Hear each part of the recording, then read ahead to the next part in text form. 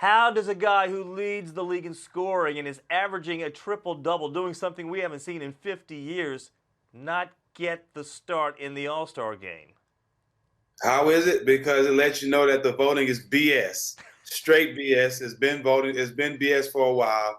There's no way Russell shouldn't be starting, man. It just doesn't make any sense. And by Zaza being almost voted in, and all this, with Russell not starting, that lets you know that they have to switch up the voting in some type of way, get some control over it. It's out of hand. Do you think this is But one they of the? did that, right? Do you think this is one of the biggest snubs in All-Star history? Maybe. I mean, he's doing something that hasn't been done in so many years. Him and James Harden.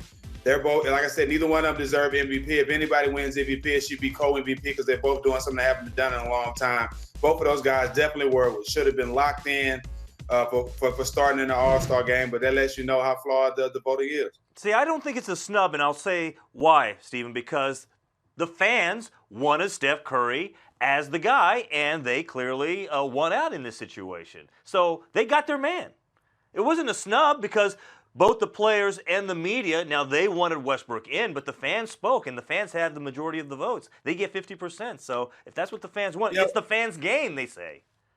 And it'll be easy for me to understand if they was doing it by position, 1 point guard, one shooting guard, one small forward. Then that's understandable. But these days they're not doing that.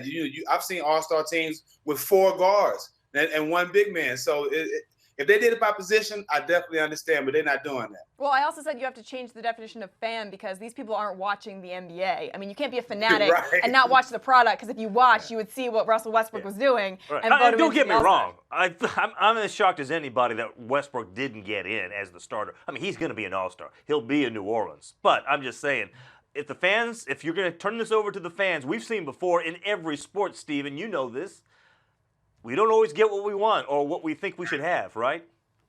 True, you're definitely right about that. But what she said about the voting, about fans, some of them don't watch the game. I wish I was there. I would have gave her a high five. How much do you think this affects him moving forward?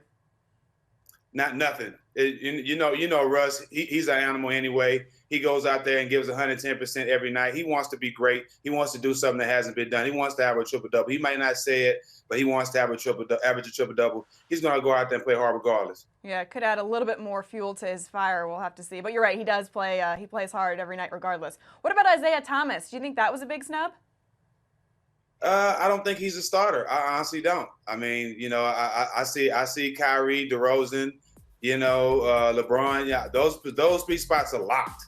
In the East, and I mean, he's definitely an All-Star.